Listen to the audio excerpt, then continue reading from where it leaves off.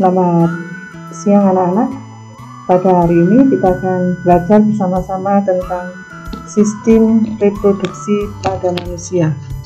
Ada 3 hal yang kita pelajari. Yang pertama, kita akan belajar tentang pembelahan sel, struktur dan fungsi sistem reproduksi manusia, dan kesehatan reproduksi. Untuk pertemuan pertama ini, kita akan mempelajari tentang pembelahan sel. Pembelahan sel dibedakan menjadi 2, yaitu ada pembelahan mitosis dan pembelahan meiosis. Perbedaan dari pembelahan mitosis dan meiosis adalah pembelahan mitosis adalah pembelahan di mana dalam proses pembelahan ini menghasilkan 2 sel anakan dengan materi genetik yang identik dari sel induk. Pembelahan secara mitosis terjadi pada organisme yang mengalami pertumbuhan, perbaikan atau reproduksi aseksual atau secara tidak kawin. Kemudian yang kedua, jumlah kromosom sel anakan adalah 2N atau disebut diploid. Siklus hidup dari sel dibagi menjadi 2 fase, yaitu ada tahap interfase dan tahap pembelahan. Tahap pembelahan terdiri dari profase, metafase, anafase, dan telofase. Pada interfase, ini adalah masa persiapan di mana setiap sel siap untuk melakukan pembelahan. Tahapan ini merupakan tahapan yang paling lama dalam siklus sel dan dibedakan menjadi 3 tahapan utama. Ada tahapan G1, S, dan G2. G1 atau disebut sebagai GAP1, S sintetis, dan G2 atau GAP2. Pada tahap G1, terjadi pembentukan organel-organel sel dan pertumbuhan sel. Pada fase S, terjadi replika DNA atau replika dari bahan-bahan yang akan menurunkan sifat-sifat dari induk kepada anakannya. Kemudian pada fase G adalah fase terjadinya pertumbuhan organel. Dalam pembelahan mitosis, fase yang pertama disebut sebagai profase. Pada fase profase ini, benang-benang kromatin mulai memendek dan menebal membentuk kromatid. Kromatid berpasangan membentuk kromosom. Membran nukleus dan nukleolus akan menghilang. Pada sel hewan, sentriol mengalami pembelahan. Sentriol tersebut memisah menuju kutub yang berlawanan. Ini tampak ada pembelahan sentrosol dan kemudian membelah menuju bidang yang berlawanan.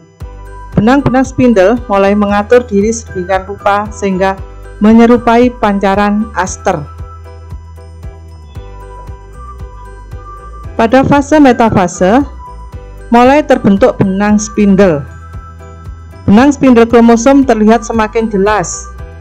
Kromosom berada di daerah ekuator sel. Setiap kromosom masih terdiri dari 2 kromatid yang terkait pada sentromernya. Ini sentromernya yang kalian lihat berwarna-warni yang ada di tengah ini. Kemudian pada setiap sentromer ada 2 kinetokor yang masing-masing dikaitkan dengan benang spindle. Ini kelihatan kinetokornya ini. Mereka berpasangan, masih berada di dalam bidang pembelahan. Kita lanjutkan. Fase yang kedua dari pembelahan mitosis adalah anafase. Pada anafase ini, benang-benang spindle mulai memendek. Kromatid berjalan menuju ke arah kutub yang berlawanan. Pada fase ini terjadi proses sitokinesis.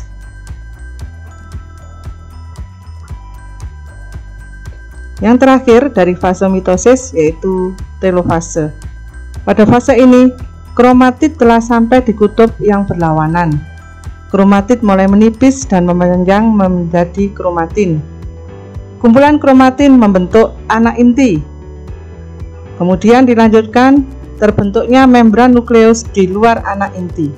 Sitokinesis selesai dan akan terbentuk 2 sel anakan. Jadi pada telofase ini, pada peristiwa mitosis akan terbentuk 2 sel anakan, di mana 2 sel anakan ini memiliki karakter atau memiliki sifat yang sama persis dengan induknya. Sekarang kita lanjutkan dengan pembelahan meiosis. Apa itu pembelahan meiosis? Pembelahan meiosis berbeda dengan mitosis. Kalau pada pembelahan mitosis menghasilkan sel anak dengan jumlah kromosom yang sama dengan sel induknya, kalau pada meiosis menghasilkan sel anakan dengan jumlah kromosom setengah dari kromosom sel induk. Pembelahan meiosis bertujuan untuk berkembang biak secara seksual atau melalui proses perkawinan, yaitu dalam proses pembentukan gamet atau gametogenesis. Meiosis mengalami pembelahan inti 2 kali, sehingga satu sel diploid atau 2N akan menghasilkan sel yang haploid atau N.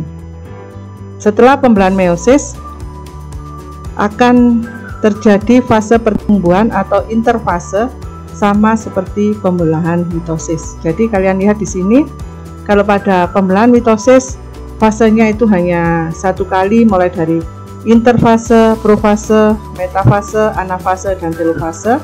Sedangkan kalau pada pembelahan meiosis terjadi 2 kali proses pembelahan yang diselingi dengan proses interfase, yang disebut sebagai proses meiosis 1 dan meiosis 2.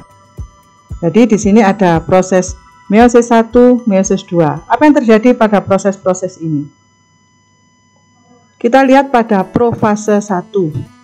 Pada profase 1 kita akan melihat di sini membran inti mulai menghilang. Kemudian mulai terbentuk 2 gelondong pembelahan.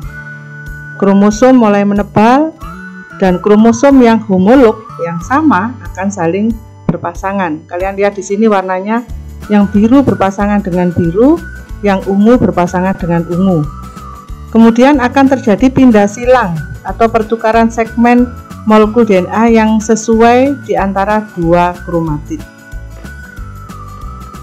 Berikutnya untuk metafase 1, kromosom yang homolog atau yang tetrat bergerak ke bidang ekuator dengan sentromer yang mengarah ke kutub. Ini sentromer kutubnya ini, yang kelihatan warna-warna kuning ini. Kemudian masing-masing kromosom akan berikatan dengan benang spindle pada sentromer atau pada ini di bidang tengah daripada sel yang disebut sebagai sentromer.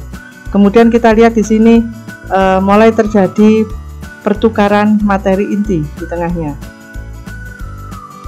Pada anafase 1, kromosom yang homolog tadi akan ditarik oleh benang spindle mengarah ke arah kutub pembelahan, sehingga tetrat terpisah dan kromosom bergerak menuju kutub yang berlawanan. Membran sel mulai menekuk di bagian tengah, dan tujuan dari anafase 1 ini adalah membagi isi kromosom diploid menjadi haploid.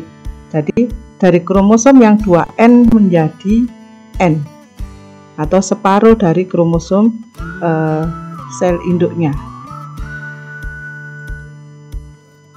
Telofase 1.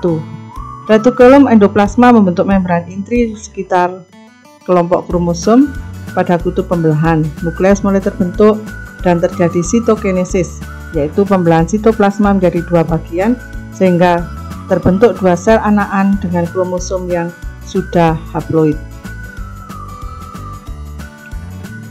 Berikutnya, fase pembelahan meiosis 2. Ada fase profase. Profase di sini dari 2 sel tadi itu, masing-masing sel, membran nukleus dan nukleusnya mulai menghilang kembali. Sentrosom membelah dan sepasang sentriol memisah menuju kutub-kutub yang berlawanan.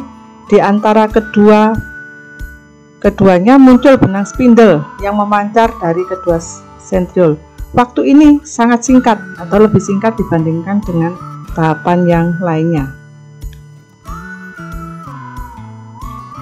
Selanjutnya, pada metafase 2, setiap kromosom yang haploid yang berisi separuh kromosom induk tadi berisi 2 kromatid tertarik ke arah bidang ekuator. Selanjutnya akan terbentuk benang spindle. Salah satu ujungnya melekat pada sentromer, khususnya di bagian kinetokor, dan ujung lainnya membentang menuju kutub pembelahan yang berlawanan. Anafase 2. Pada fase ini, spindle menarik kromatid menuju kutub pembelahan yang berlawanan. Kedua kromatid bergerak menuju kutub yang berbeda. Dan pada akhir anafase, membran sel mulai menekuk. Ini adalah persiapan nantinya untuk membentuk sel anakan lagi. Fase terakhir dari meiosis 2 yaitu telofase. Nah, kita melihat di sini benang kromatit di ujung kutub mulai berubah menjadi benang-benang kromatin. Membran nukleus dan inti haploid terbentuk. Kromosom menipis dan memanjang menjadi benang-benang kromatin. Terjadi sitokinesis atau pembelahan bagian dari plasma sehingga terbentuk 4 sel anak yang haploid. Nah, inilah yang kita pelajari pada hari ini, dan kita bisa mendapatkan satu kesimpulan bahwa pembelahan sel dibedakan menjadi pembelahan mitosis dan meiosis.